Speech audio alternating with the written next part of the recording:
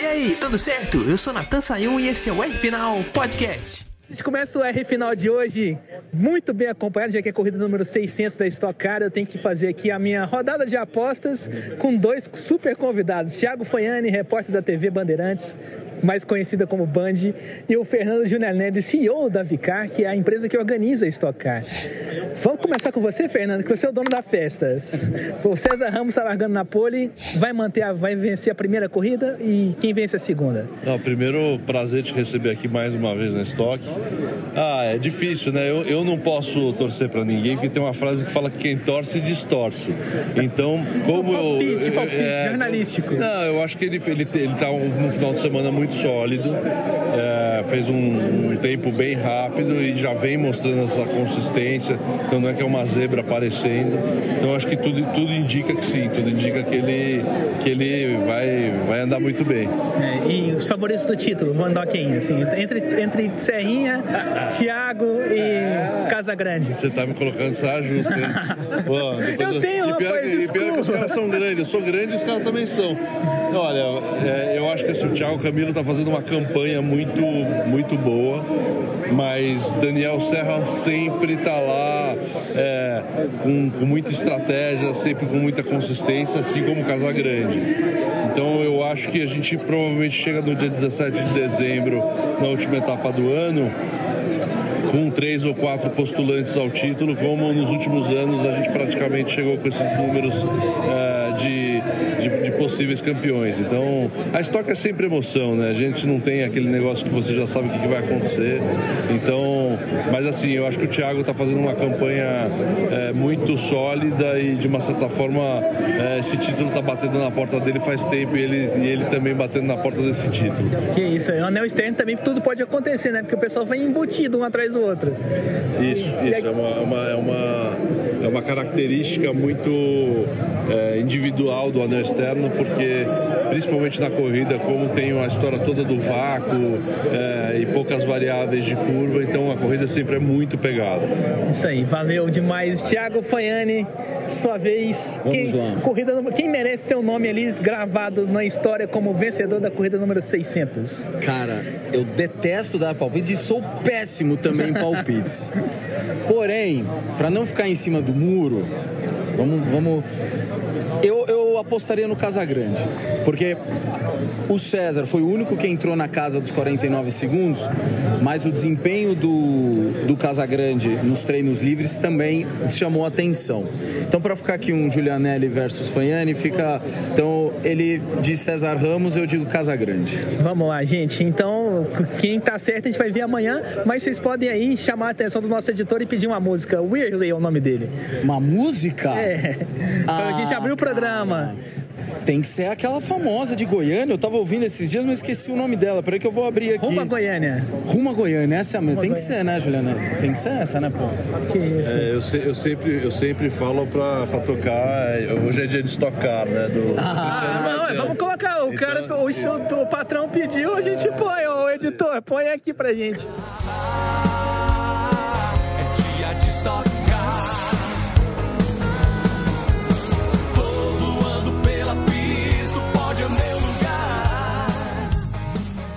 De volta aqui aos nossos estúdios de Brasília, eu paro, rapaz, e olho e falo, caramba, que coisa que eu coloquei os dois pra apostarem, né? Porque anel externo não tem como você dar uma previsão muito certa, até porque tem a variável de jogo do vácuo e até variável de pitstops obrigatórios, como bem lembrou o Fernando Silva, que é um dos assessores da Stock Car, que eu tive o prazer de ter uma conversa bem longa e até entrevistei ele depois da etapa da Fórmula 4 no domingo de manhã. A gente até gravou uma entrevista pro R-Final. E ele me alertou nesse ponto. Eu tinha esquecido na primeira corrida, né? Que eu não tinha me tocado na primeira corrida, que o Bruno Batista parou. E eu critiquei falando que ele não devia ter parado, mas aquele pit stop era obrigatório. Mas voltando para a corrida desse fim de semana, falando de apostas é muito difícil realmente, até porque, na minha opinião, a gente viu isso na prática, né? Nem César Ramos e nem Átila Abreu, que foram os dois vencedores do fim de semana da Stock Car, tiveram essa certeza de vitória em nenhum momento. O César que o diga, na última curva, o Nelsinho Piquet pegando ele, mesmo tendo o push to pass ainda disponível no carro dele, mesmo tendo um carro da Ipiranga que estava muito forte no fim de semana inteiro, porque ele tinha feito a pole no sábado, ele ter espalhado naquela tangência da curva 0 não foi um bom negócio. Se fosse um pouco mais para a direita ali, ia deixar um espaço muito bom para o Nelsinho tentar um ataque e roubar a vitória. Então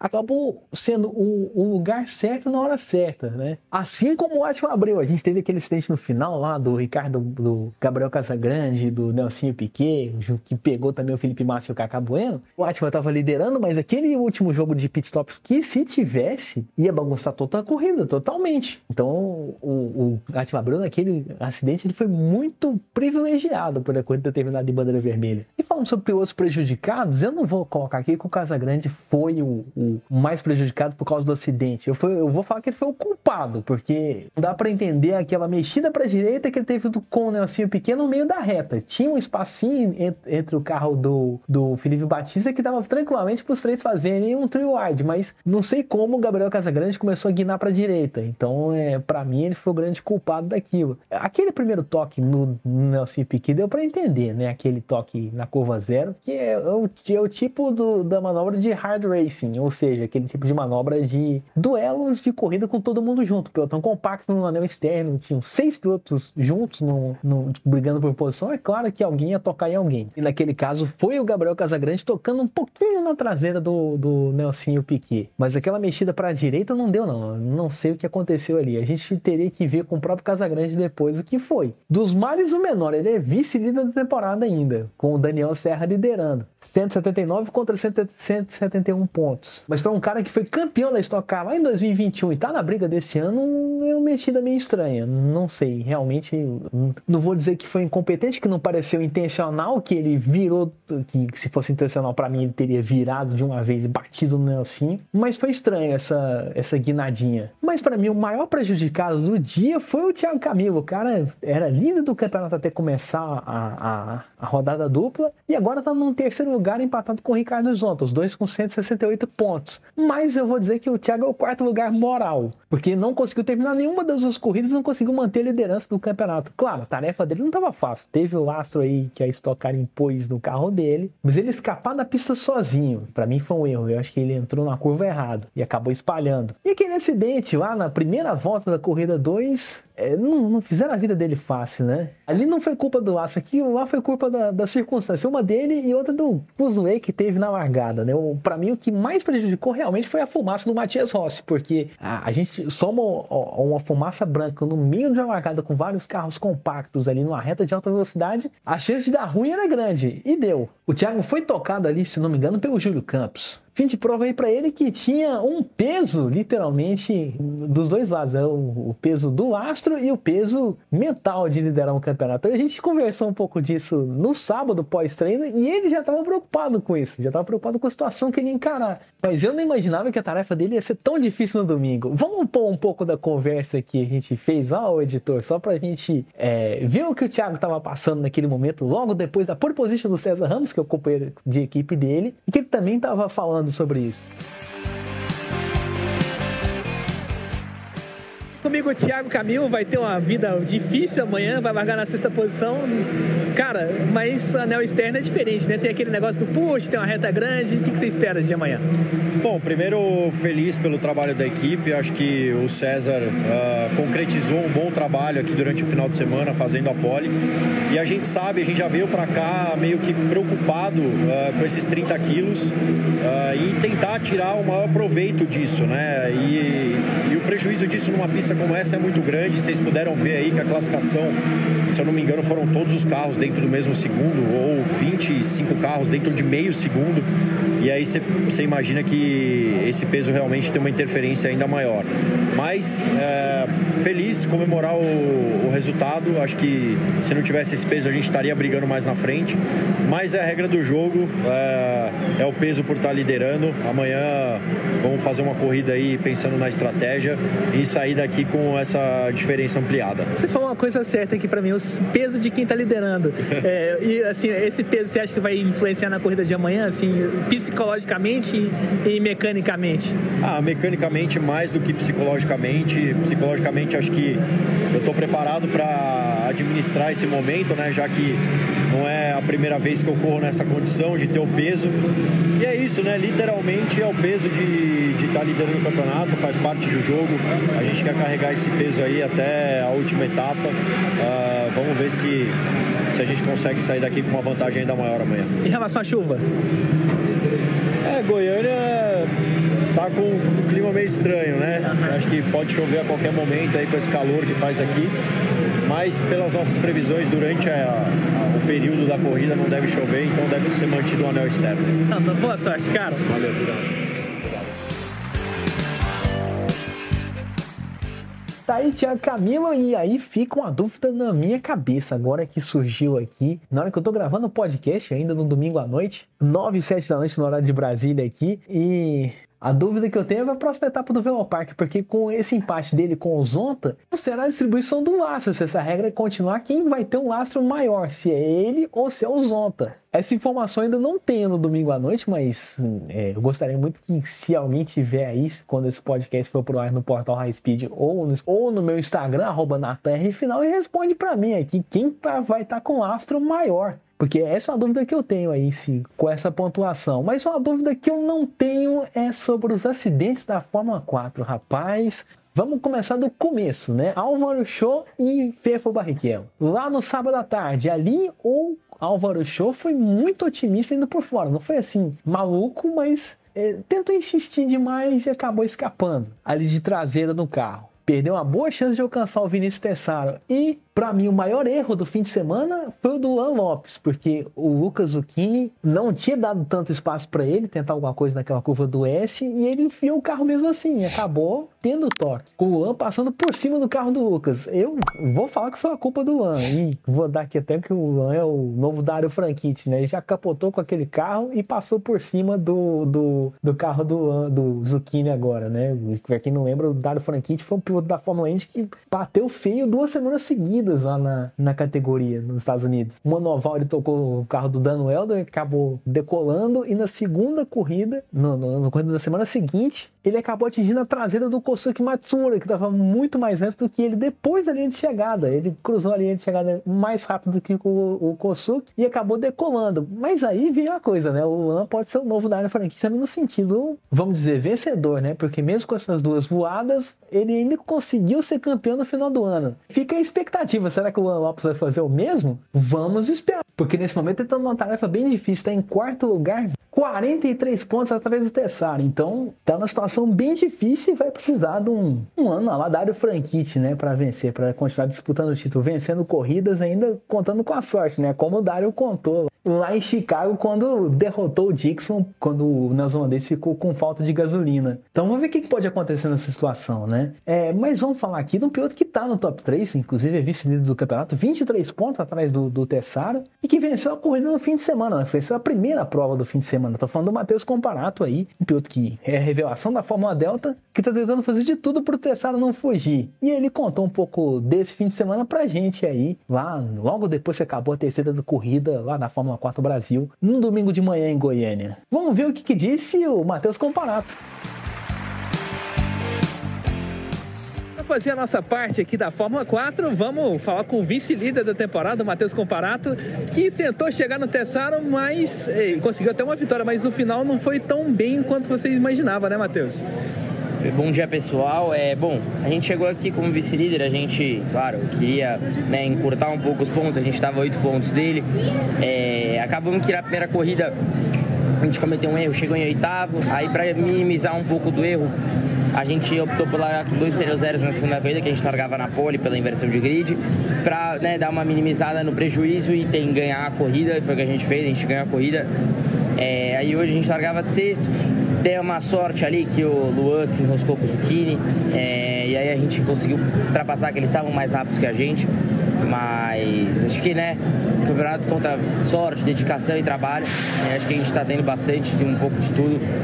Então agora a gente segue vice-líder. O Tessaro deu uma abridinha nos pontos, mas acho que dá pra gente voltar ainda pro jogo e vamos embora pra próxima. A próxima etapa é lá em Interlagos, é preliminar do Grande Prêmio do Brasil de Fórmula 1. Dá um medo você estar na frente dos caras que são os principais do automobilismo. Como é que vocês estão encarando esse circuito? Mesmo sendo um circuito conhecido, como é que vocês estão encarando essa etapa especificamente? Eu acho que primeiramente é muito bom correr com a Fórmula 1, claro, a gente tem uma visibilidade muito grande e, claro, bate aquele nervosismo, mas eu acho que na hora que entra na pista, meio que sai tudo isso e tem que correr normal, como se fosse qualquer outra corrida. Claro, não, até o final, porque você se conhece muito lá por causa da Delta, né? Então é demais. E, aliás, qual que é a diferença de um carro da Delta para disputar o título aqui? Cara, eu acho que a Fórmula Delta ela me ajudou bastante em N motivos. Acho que você tem experiência em autódromos é muito diferente do que você andar num cartódromo. Então acho que a Delta é uma categoria Skoda e a gente tem o privilégio dela aqui no Brasil.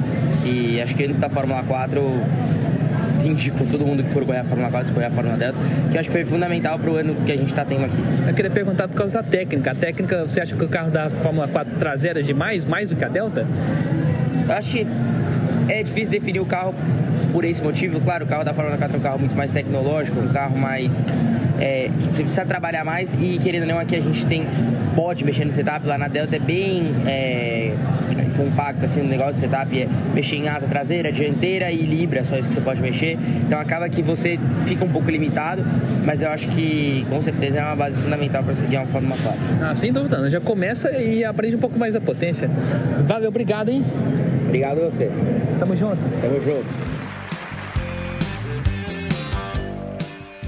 Eu com o Panato, eu gostei do que ele falou, né? Ele falou que a gente tem que continuar na briga e ele não se entrega nunca, realmente, né? E também não sente a pressão. A próxima corrida, como eu falei, vai ser aquela corrida de Interlagos, com o pessoal da Fórmula 1 todo olhando.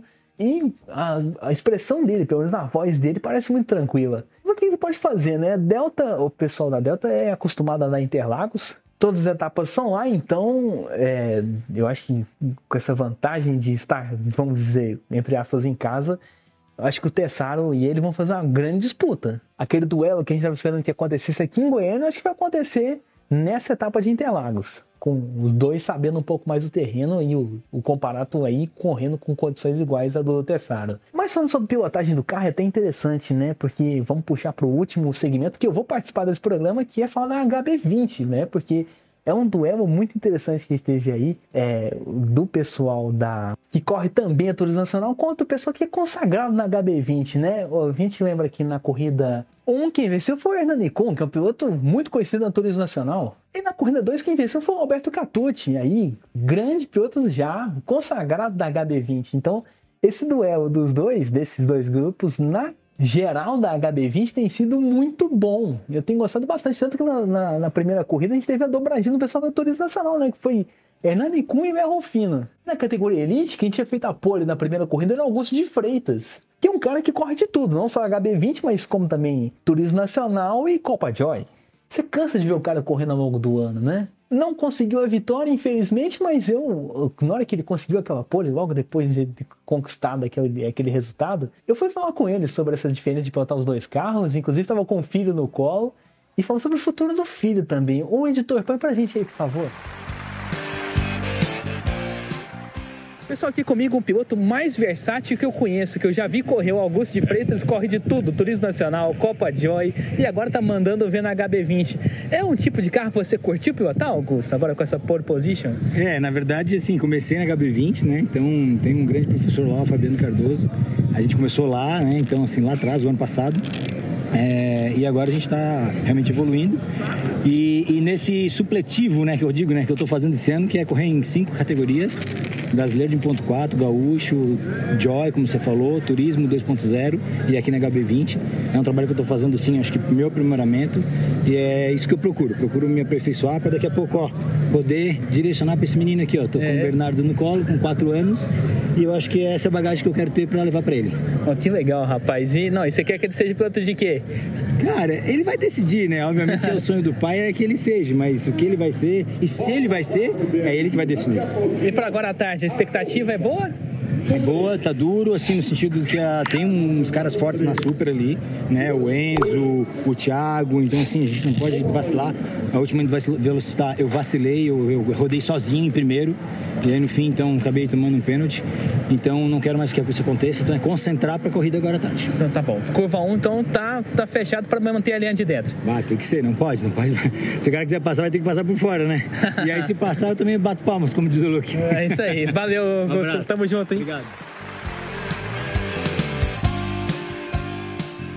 Aí, Augusto de Freitas, foi a primeira vez aqui no R Final, vou falar pra vocês, né? A tarefa dele não tava muito fácil na geral, não.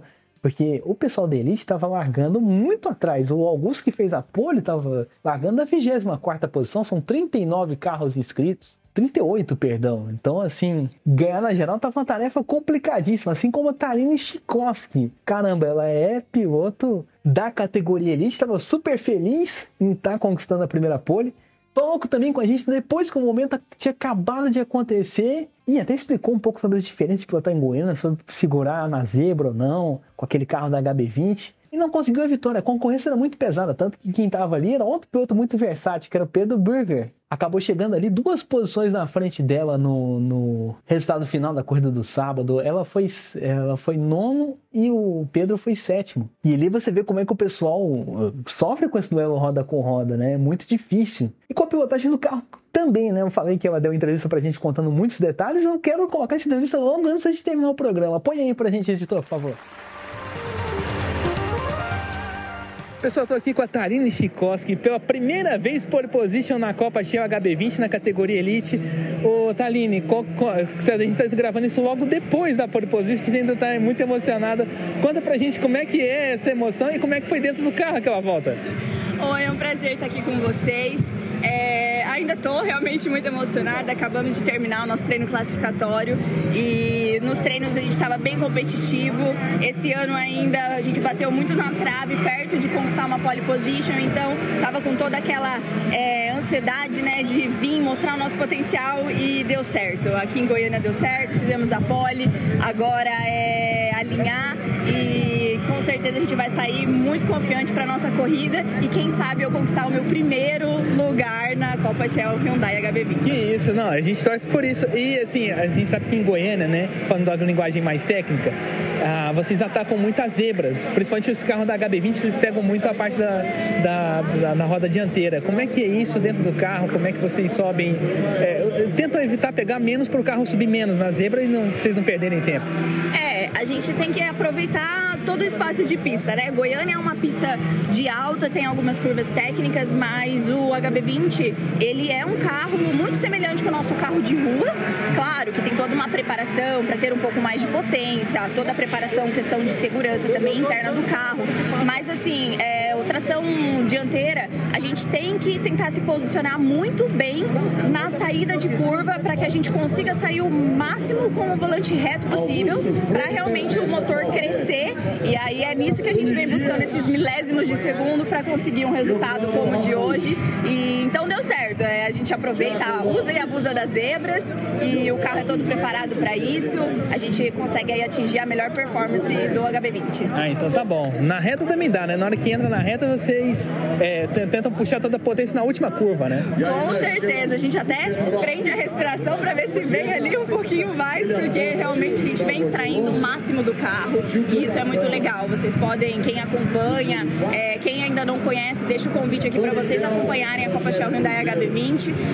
Mas vocês podem ver que o nível aqui realmente é muito semelhante de carro para carro, então é um nível altíssimo, né, de competitividade e a gente está aí tentando buscar o nosso melhor. Tá ótimo, obrigado e boa sorte. Obrigada a você.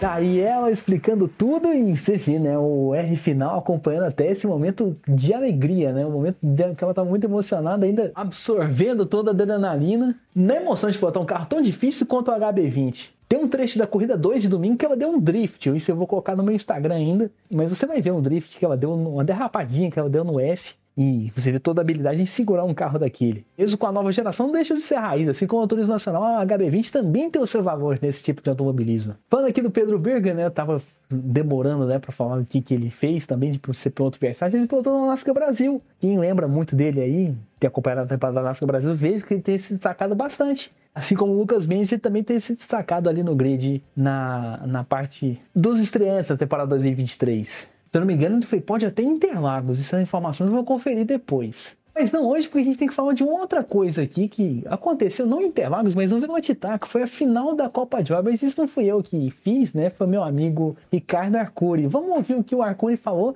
dessa decisão do título. Olá, caríssimo Natan e amigos do podcast aí final. Vamos começar pelos destaques da Copa Joy. O grande destaque, na minha opinião, foi Marcus Bassetti. Ele, um novato que estava numa temporada de aprendizado, chegou no Velocitar e simplesmente vestiu o circuito, vestiu o carro e serviu perfeitamente. Passou a vassoura na Novatos, ganhou as 2 corridas e detalhe, na segunda corrida, que foi no seco, ele andou colado dos 2 líderes, que é Alexandre Pepe e Luiz Cirino, colado. Ele andou no mesmo ritmo, tanto que eles 3 abriram do restante do grid, para você ver como que o Bassetti, mesmo sendo novato, estava andando muito rápido nesse fim de semana. Então, para mim, o Marcus Bassetti é o principal destaque, mas eu daria um destaque especial também ao Luciano Viscardi, na primeira prova, que pilotou o fino, fez um monte de ultrapassagem legal, fez chover quando já estava chovendo lá no Velocitar. Então, o Luciano Viscardi fez uma baita corrida da corrida 1 e da segunda corrida, o Luiz Cirino. Que o Luiz Cirino, o Alan Massari, na entrevista que eu fiz pela primeira corrida, eu perguntei do Cirino, ele falou assim, eu vou colocar o Cirino para fazer a segunda corrida, porque na chuva, em Velocitar, ele já ganhou. Então é um cara que sabe também andar muito bem aqui e pode fazer um bom resultado na segunda prova. E batata, ele foi e ganhou a segunda corrida na Super. Não foi suficiente para o título, mas ganhou. Gostaria também de levantar a bola dos campeões, os irmãos André e Silvio Batista da Novatos, que souberam administrar o resultado nas 2 provas e garantir o título. O Nilson Patroni, que estava numa situação muito tranquila na Light, mas não quis saber de nada e varreu as 2 na Light, então andou muito, muito mesmo. E também o Alexandre Pepe, campeão da categoria, campeão da Copa Joy, da Super e da Geral, que não ganhou nenhuma das 2 provas, mas que soube administrar muito bem, teve 2 segundos lugares, mandando muito bem e garantindo o resultado, né, administrando o resultado, para apenas levar o regulamento embaixo do braço e ganhar o título, tá bom? É isso aí, Natan, um grande abraço e uma boa semana a todos! Aí, né, Arcuri falando, e eu vou dizer pra você, não tem como Ale Pepe não ter sido campeão, cara, não ter merecido esse título, porque o cara correu como o Verstappen correu na Fórmula 1, ganhando rodadas duplas, sendo um piloto bem dominante, um piloto que entendeu o carro. Então, mais do que justo o título pro Ale Pepe nesse ano da Copa Joy. E nesse clima que a gente vai terminando o programa, né? Falando de justiça, tem que falar do título do Max Verstappen, que tá bem pertinho, mas isso vou deixar pro pessoal do After Race lá do portal ITV High Speed discutir lá na roda de debate que eles fazem todo domingo, 8 horas da noite, todo domingo que tem Fórmula 1, 8 horas da noite. Você pode acompanhar lá, acessar High Speed TV no YouTube e ver todos os detalhes disso. Como também todos os detalhes da Stock Car você vai ver lá no portal JW News, do meu amigo Fábio Santana e da esposa dele, Tamires Moura. Lá tem várias matérias legais sobre a categoria. Inclusive, eu estou até muito orgulhoso de dizer que o headline dessa semana fui eu. E eu não sabia disso. Teve uma ação que a Band, a CBA e a Vicar fizeram comigo e com o Felipe Massa que saiu no portal deles. E você pode ler essa matéria lá no portal JW News, jwnews.com.br. Sobre esse momento que aconteceu comigo, isso eu vou deixar para um outro programa, porque a gente fez uma entrevista logo depois que aconteceu tudo isso. E eu tava com a Thalina e vivendo a emoção do momento inesquecível. A gente vai encerrar o programa para deixar você com aquele gostinho de quero mais, acompanhar o R final e ver quando eu vou postar isso. Eu vou esperar sair na Band para postar os bastidores depois, para a gente postar tudo junto de uma vez. Mas enquanto esse momento não chega, não esquece de seguir lá no meu Instagram, @NatanRFinal, para ficar ligado em tudo de automobilismo que eu posto por lá. @NathanRFinal com TH. Me segue que você vai ver posts e stories. Por hoje, até a próxima e um grande abraço. Ah, pera aí, antes da gente encerrar, tem que fazer uma correção aqui. A Fórmula Delta corre em outros circuitos também, já vi correndo em Goiânia e desse fim de semana, por exemplo, lá no portal High Speed, teve a etapa do Velocitar. Então essa é uma correção que eu tenho que fazer, inclusive, mas o meu comentário permanece. A disputa do Comparato com o Tessaro vai ser mais igual porque a maioria das provas da Fórmula Delta são em Interlagos, então há de se esperar uma grande disputa entre os dois por causa dessa condição que o Comparato tem de conhecer muito bem o circuito de Interlagos, por causa dessa passagem dele na Fórmula Delta. Feita essa correção, até a próxima e um grande abraço. Olha o Cris aí, humildade, muita velocidade. A TWA, humildade, muita velocidade. Destemido, arrojado, da curva eu me aproximo, na reta estou no vácuo. Quando menos perceber a sua frente eu vou estar. Quando passo de Aston Martin nem me escuto ultrapassar. É o meu nome, superação, a batida vira rir.